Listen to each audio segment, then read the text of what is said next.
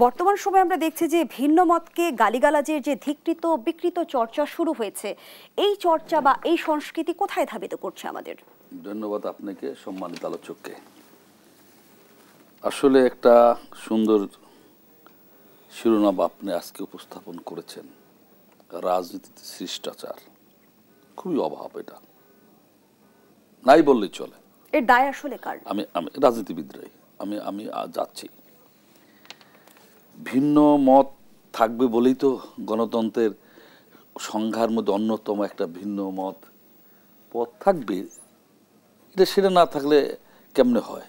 হ্যাঁ, সেই আমার ভিন্ন মতের সমালোচনা করা, গঠনমূলক সমালোচনা করা, সেইটাকে শোনা, এইটাও একটা আর্ট অফ দ্য ডেমোক্রেসি। আমার সমালোচনাটা শিষ্টাচার বহির্ভূত হলে সেটা লাভবান কি হয়, যেমন আমি প্রায়শই বলেছিলাম, এটা সমালোচনার মধ্যে দিয়ে তার একাডেমিক শিক্ষা, তার রাজনৈতিক শিক্ষা, পারিবারিক শিক্ষা পুরস্ফীটিত বোঝা যায় সে কোথা থেকে আসছে।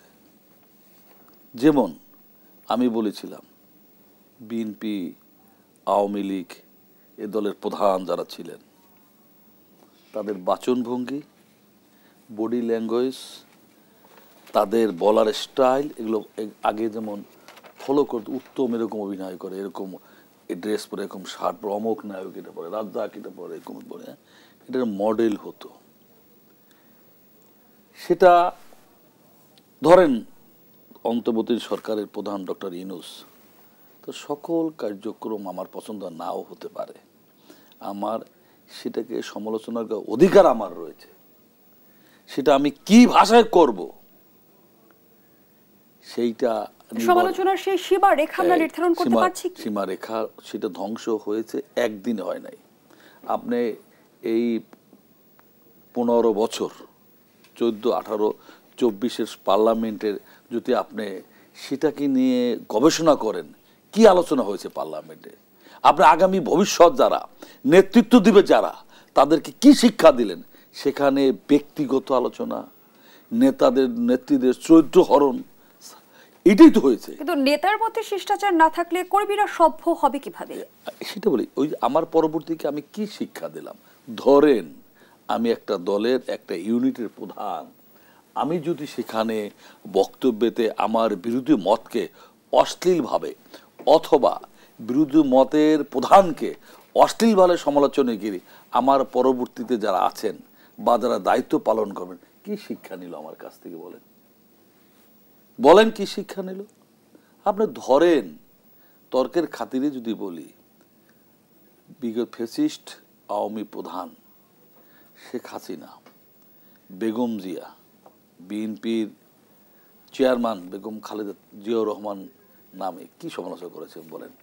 যে লোকটা জীবনের ঝুঁকি নিয়ে যুদ্ধ করেছেন, শুধু যুদ্ধ করে, একটা সেক্টর কমান্ডার, তার বাবা তাকে শ্রেষ্ঠ উপাধি, জীবতীদের মধ্যে শ্রেষ্ঠ উপাধি দিয়েছেন, তাকে পর্যন্ত আপনি পাকিস্তানে চর বলছেন। তাহলে আপনার যারা কর্মী, আর কর্মী কি থাকে? আমার নেত্রী, দেশ নেত্রী বেগম খালেদা যদি অশ্লীল কথা বলে, সমালোচনা করে, আমি তো ওই শিক্ষাই নেব। এটাই তো স্বাভাবিক। ক্ষমতার মোহে কাউকে গালিগালাজ করলেই কি বড় হওয়া যায়? সেটি কি আসলে সভ্য সমাজের অংশ? আমি যে কথা বলছিলাম, আমি যদি ডক্টর ইউনূস সাহেবকে অশ্লীল ভাষায় সমালোচনা করি, বা এখানে টকশোতেই করলাম, ইউনূস সাহেব ছোট হয় না, ছোট হই আমি, তখন মানুষ খোঁজে।